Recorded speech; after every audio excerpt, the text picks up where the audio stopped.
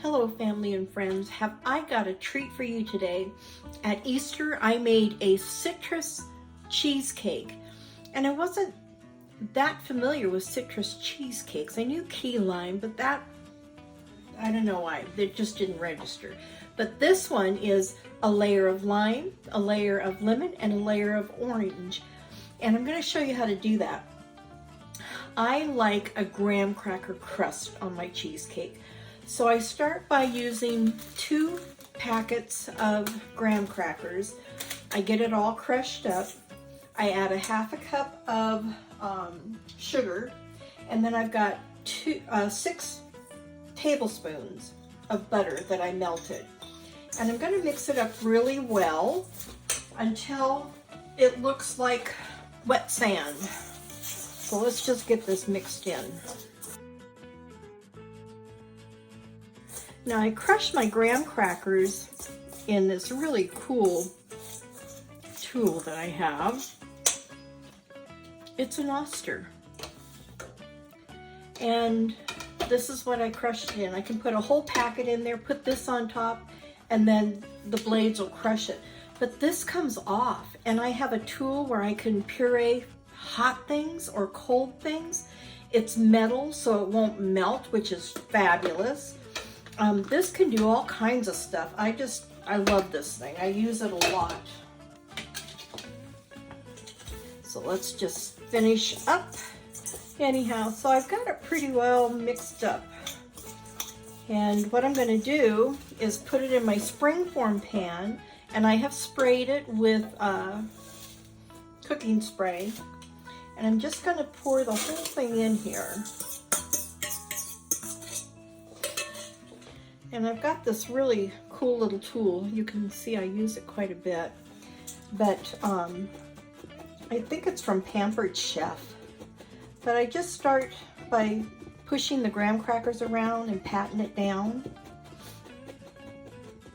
because I want it to come up the side as well.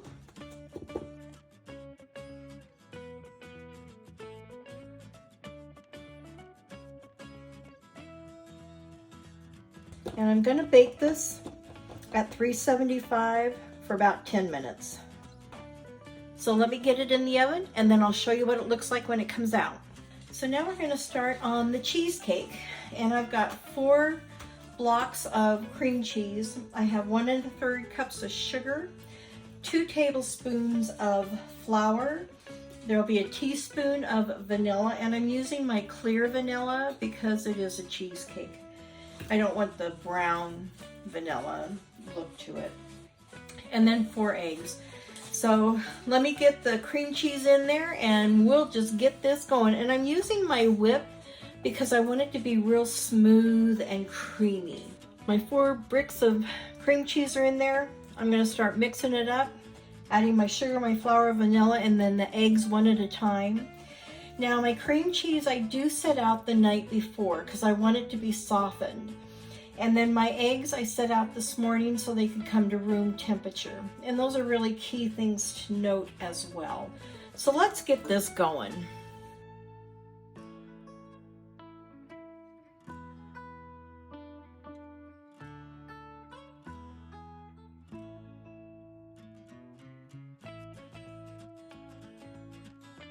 Now I am going to scrape it down with these stand mixers, you know, all the way down where there's that little dimple.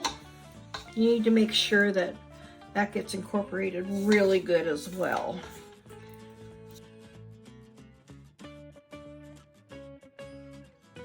Okay, I'm going to scrape it down one more time again. Okay, that's the basic cream cheese. Now I'm going to take this and I'm going to do the final mixing with my spatula to make sure that all lumps are gone. Move that out of the way. So again, I'm just checking down with that dimple in the middle.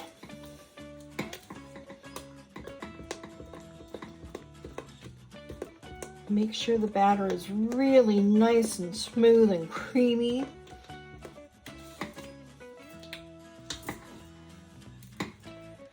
Looks really good to me. Okay, so the next step is going to be zesting the fruit, adding the juices, and I'll come back and show you what we're going to do in a minute.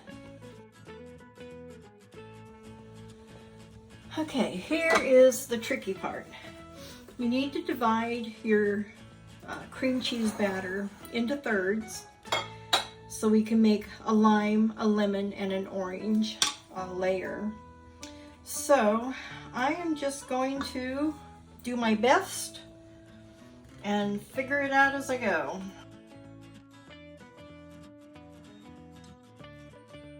Now that I have it divided out, and I took my lime, my lemon, and my orange and I zested it, and there's about a tablespoon of each, and I'm going to start with the lime, and I'm just going to put the lime zest in there. I have food coloring in green, and I don't want to go real heavy. I just want it to be a light green. So I'm just going to dip my toothpick in there and just kind of coat the toothpick. Once you put your toothpick into your ingredients, never put it back into and you contaminate it. Now I need to wash my hands. Let's get this mixed up really well. There is one other thing I want to add, and that is the lime juice. I'm going to add 1/4 cup.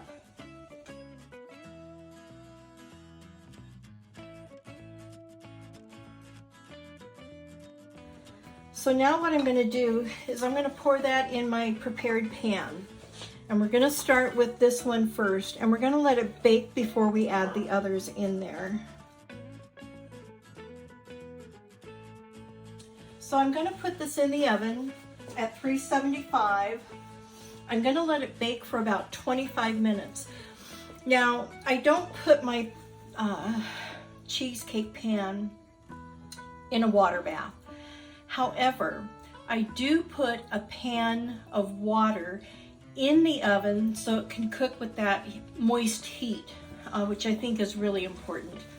So let's get this in the oven, 375 for 25 minutes, and then I'll show you the next step. Okay, so the next layer is going to be the lemon. So I'm just going to add my lemon zest. I'm going to add a 1/4 cup of lemon juice and my yellow food coloring. Again, I'm just going to put my toothpick in here, let it get a little on there, just so it gives it the coloring, that it being real strong. Again, don't put your toothpick back in the food coloring.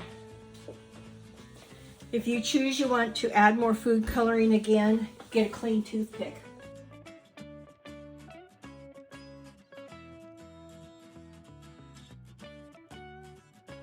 Okay, so let me get a few things cleaned up and I'll show you what we're going to do next. Okay, now the first layer has baked for 25 minutes, and I'm going to very carefully spoon the lemon layer right over top. I don't want to pour it because it could disturb what's already been cooked partially.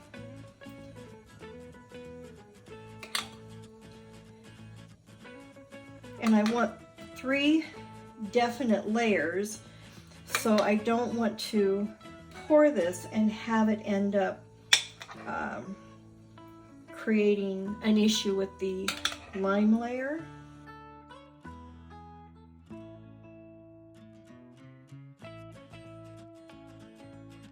Back in the other oven for 25 minutes, and then I'll show you what we're going to do with the orange layer. Okay, the third and final layer is going to be the orange. So it's going to be 1/4 cup of orange juice, a tablespoon of orange zest, and I have a different orange food coloring, so this is just going to be a few drops. Let's see how that turns out. If I need to add more to keep it orange, I'll do that.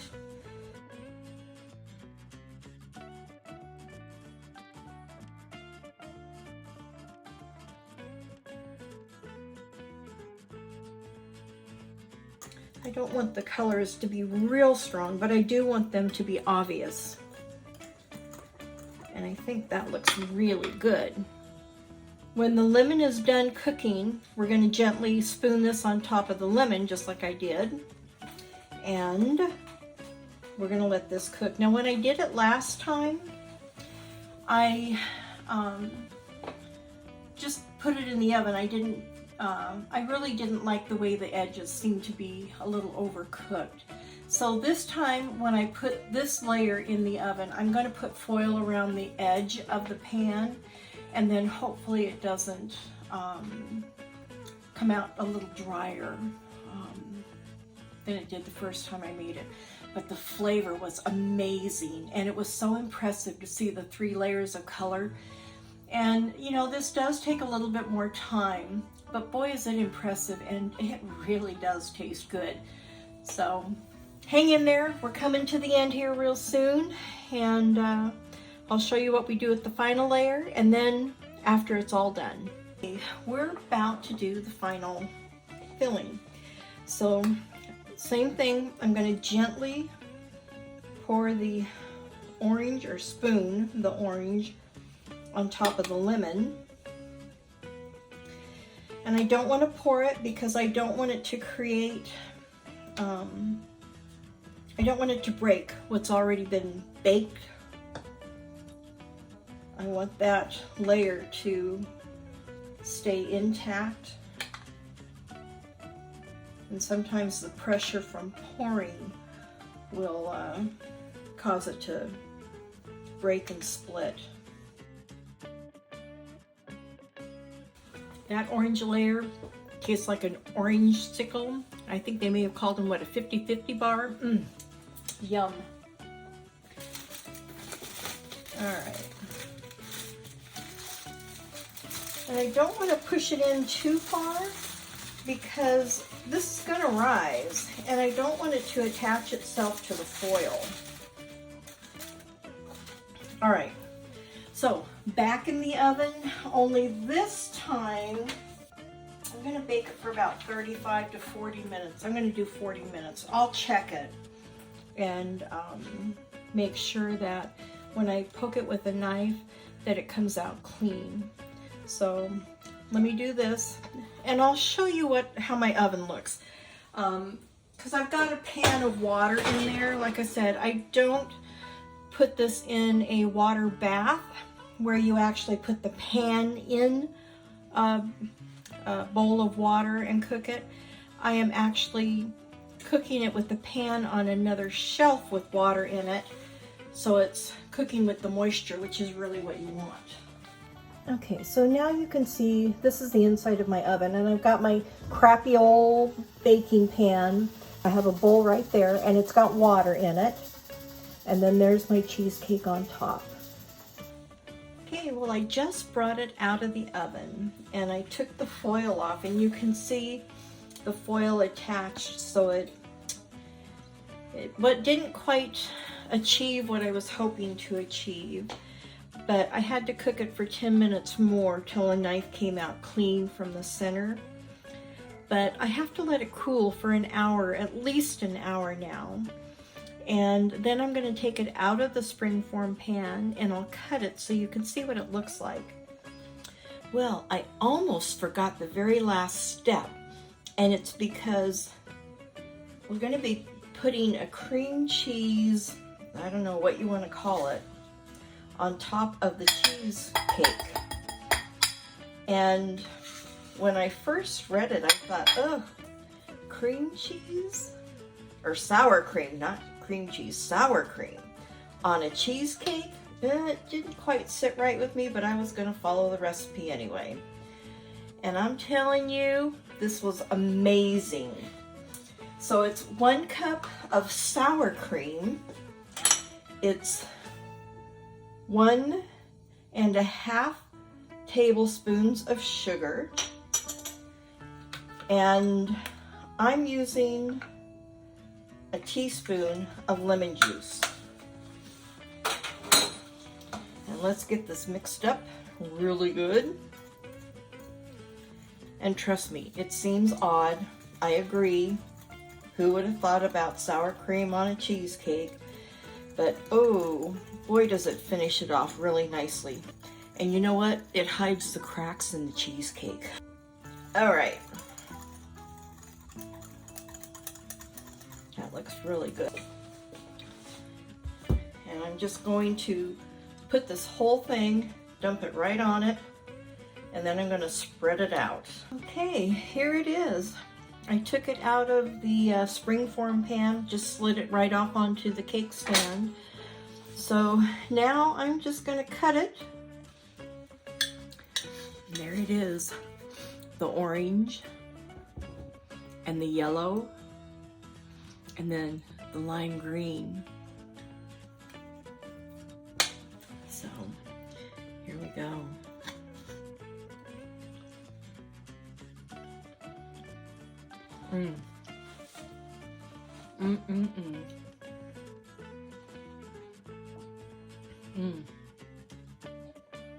This really is a delicious cheesecake. Now my mouth is watering. This is really good, and it was really surprising when I read the recipe, and it was intriguing to me because I never thought of the orange or the lemon, and I never thought of sour cream, but it is pretty delicious, and it is well worth the try.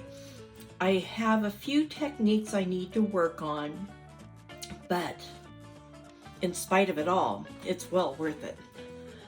So I hope you have a gorgeous week,